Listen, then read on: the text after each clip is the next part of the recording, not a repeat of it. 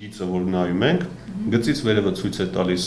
հարկ վճարողի Տնտեսագետների եւ գործատուների կողմից կոշտ քննադատության արժանացած հարկային նոր օրենսգիրքը վաղ ազգային ժողովում առաջին ընթերցման քննարկման եւ ամենայն հավանականությամբ նաեւ քվեարկության կդրվի։ 700 էջից բաղկացած փաստաթղթում բազմաթիվ բաստողումներ եւ մտահոգիչ դրույթներ են տեսել նաեւ մասնագիտությամբ տնտեսագետ պատգամավորները, վստահեցնելով, որ դրանք բացասական ազդեցություն կթողնեն ինչպես բնակչության սոցիալական վիճակի, գնողունակության, այնպես էլ գործարար միջավայրի վրա։ Բարգավաճ Հայաստան խմբակցության պատգամավոր Միքայել Մելքումյանը նաեւ ավելացնում է, առաջարկվող օրենսգիրքը երկարաժամկետ շատ կարևոր հարցերի լուծում չի տալիս։ Հարկային օրենսգիրքը պետք է արտահայտի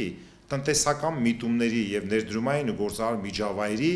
ապագա գործընթացներն ու տեղաշարժերը։ Սա ֆիքսել է այսօրվա պահը, ապագա դրական միտումների համար։ Այնտեղ ոնց որ ես չեմ տեսնում։ Մտահոգիչ կետերը շատ են, մասնավորապես նպաստավոր պայմաններ չեն ստեղծվում բիզնեսմենների համար։ Թվարկելով բազմաթիվ դրույթներ, Մելքումյանը ընդգծում է, ամենօրյա մոնիտորինգով հարկայինը մշտապես միջամտելու է ձեռնարկատիրոջ գործունեությանը։ Անընդհատ գալիս ենք ուսումնասիրում ենք ձեր գործունեությունը, հետո սպասում ենք թե դուք ինչ հաշվետվություն եք տալու, համադրում ենք, եթե 20%-ի շեղում կա, ուրեմն միանգամից կարող ենք ակտ գրել, համարել, որ դուք այսքան խախտում եք արել, բայց շատ ներողություն, կարող է սեզոնը այդպեսին է։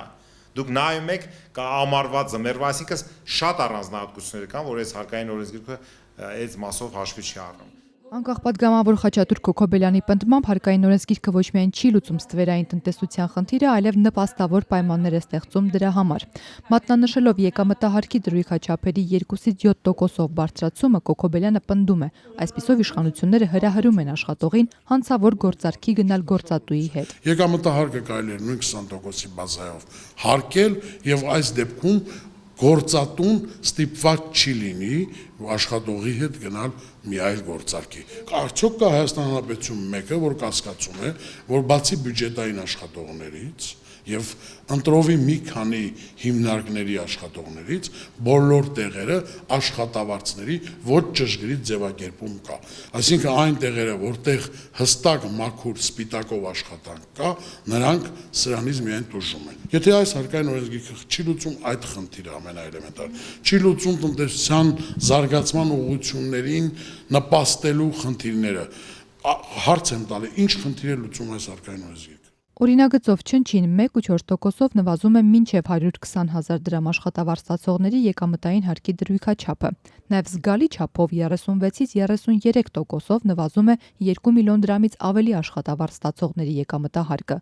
Ըստ պատգամավորի, այս քայլով չի լուծվում սոցիալական վատ վիճակում գտնվողների հարցը, արտագաղթի է մղվում միջին խավը, անհատական մոտեցում ցուցաբերվում խոշոր եկամուտներով մարդկանց փոքր խմբին։ Այս զուտ նպաստավոր լինի Հայաստանում ապրելը, բիզնեսով զբաղվելը եւ ինչու ոչ թեկուզ աշխատող լինելը բարձր տեխնոլոգիաների կամ ֆինանսական շուկայում։ Այս օրենսգիրքը այդ խնդիրը չի լուծում։ Օրերս խորհրդարանի աշխատակազմի տնտեսագիտական վարչությունը եւս իր եզրակացության մեջ բավական կոշտ գնահատականներ էր տվել օրինագծին։ Մասնագետները նշել էին, որ նախագծով առաջարկվող մոտեցումը կնպաստի աշխատուժի արտահոսքի մեծացմանը, հատկապես դեպի Ռուսաստանի Դաշնություն, որտեղ այս հարկի դրույքաչափը կազմում է 13-ից 15%։ Պատգամավոր Միքայել Մելքումյանն էլ ընդգծում է, հաշվարկներն արվել են այսօրվա աշխատավարձով, մինչդեռ օրենքը նախատեսվում է գործարկել 2018 թվականից։ Պատգամավորը հարց է բարձրացնում. հաշվարկել եք արդյոք ինչքան է լինելու միջին աշխատավարձը 3 տարի հետո։ Եթե հիմա 200,000 դրամ է